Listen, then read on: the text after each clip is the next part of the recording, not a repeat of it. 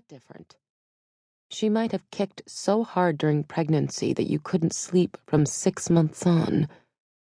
Or it might not have been until birth, when the nurses in the nursery shook their heads in dismay and wished you luck. It could have been years later. At first, you may have thought all kids were like this.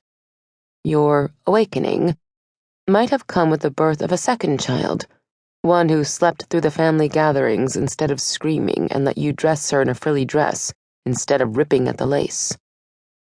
Or it could have been the birth of your sister-in-law's child, the one who could be laid down anywhere and would promptly go to sleep.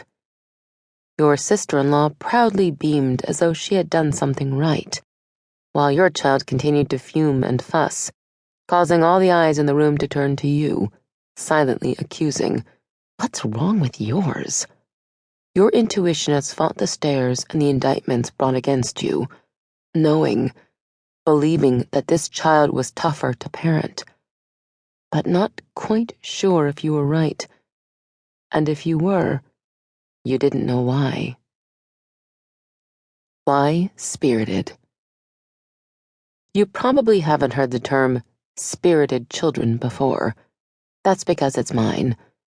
When my son Joshua was born, there weren't any spirited child classes or books. In fact, the only information I could find that described a child like him used words such as difficult, strong-willed, stubborn, mother killer, or Dennis the Menace. Yet I realized that Joshua was much like his father, a high-energy, sensitive, passionate, and prudent adult whom I love dearly. And so it was the good days that made me search for a better word to describe Josh. On those days, I realized that this child who could drive me crazy possessed personality traits that were actually strengths when they were understood and well-guided. My Webster's dictionary defines spirited as lively, creative, keen, eager, full of energy and courage, and having a strong, assertive personality. Spirited. It feels good, sounds good, communicates the exciting potential of these children, and yet honestly captures the challenge faced by their parents. When we choose to see our children as spirited, we give them and ourselves hope. It pulls our focus to their strengths rather than their weaknesses, not as another label, but as a tool for understanding. The characteristics. Each spirited child is unique, yet there exist distinct characteristics in which more is very apparent. Not every spirited child will possess all of the following 5 characteristics, but each will exhibit enough of them to make her stand out in the crowd. 1. Intensity. The loud, dramatic, spirited children are the easiest to spot. They don't cry, they shriek. They're noisy when they play, when they laugh, and even when they take a shower, singing at the top of their lungs while the hot water tank empties. But quiet, intently observant children may also be spirited. They assess each situation before entering it as though developing a strategy for every move. Their intensity is focused inward rather than outward.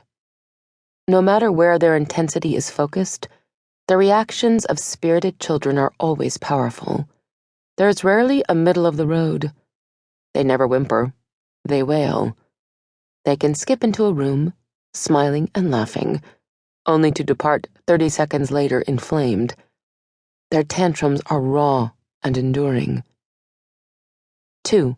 Persistence. If an idea or an activity is important to them, spirited children can lock right in. They are committed to their task, goal-oriented, and are unwilling to give up. Getting them to change their minds is a major undertaking. They love to debate, and are not afraid to assert themselves. 3. Sensitivity.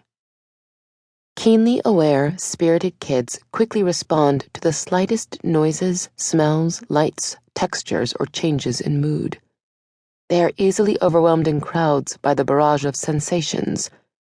Getting them through a shopping center, long religious service, carnival, or a family gathering without losing them to a fit of tears is a major achievement.